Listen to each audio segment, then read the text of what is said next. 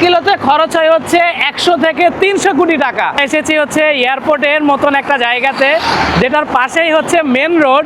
আর এই মেন রোডের অবস্থাটা আপনারা একটু যদি দেখায়, এক একটা পুরো হচ্ছে এগুলা হচ্ছে এক একটা আমাদের কিন্তু পার কিলোতে খরচ কত হয় জানেন?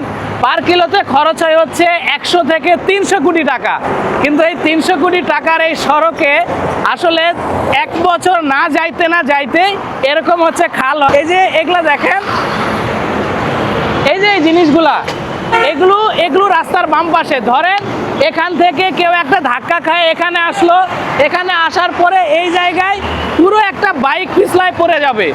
এর ফলে কি বলেন, হয়তোবা 4 চাকাগুলো কিছু হবে না, বাট এই বাইকটা তো 2 চাকার যান, এখানে পড়ে গেলে যে কোনো সময় একটা বড় ধরনের অ্যাক্সিডেন্ট হবে। মানে আমাদের যে সিটি কর্পোরেশন আছে তাদের কি উচিত না এগুলো তুলে ফেলা? আপনাদের ভিডিও শেয়ার চাই, শেয়ার হইলে এই জায়গাগুলোর কাজ কমপ্লিট হয়।